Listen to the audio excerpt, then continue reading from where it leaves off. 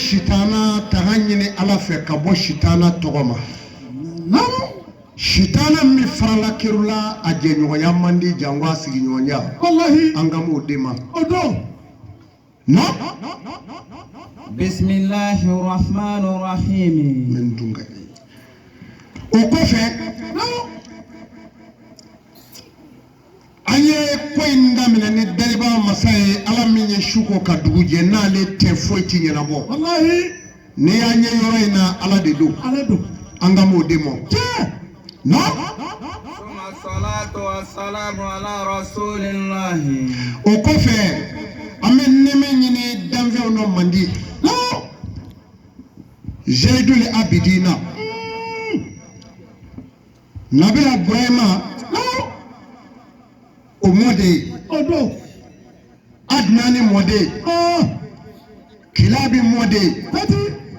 Abdul Manafi mɔde odo Safiu mɔde Abdul Mutalibu mɔde akiratiri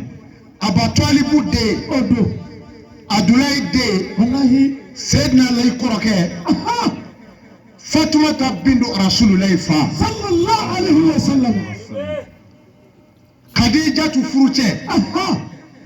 Aisha ta furucɛ ale do Zainabu bintu Jazi furucɛ akiratiri ka Sowija tu furucɛ ale do Umu Abiba tu furucɛ Jawahira tu furucɛ Maria tu kibitiya furucɛ Burema fa nga m'o de ma ale do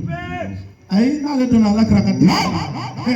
qala Allah subhanahu wa ta'ala ala ko ala min ga se korotara akodi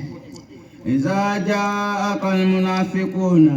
ako kuma min na ne munafiqu nana ala kira kodo nga silamɛw bɛɛ kodo ni munafiqu nana amado na qalu nashhadu innaka la rasul ako ko ala kira yɛrɛ de kira yɛrɛ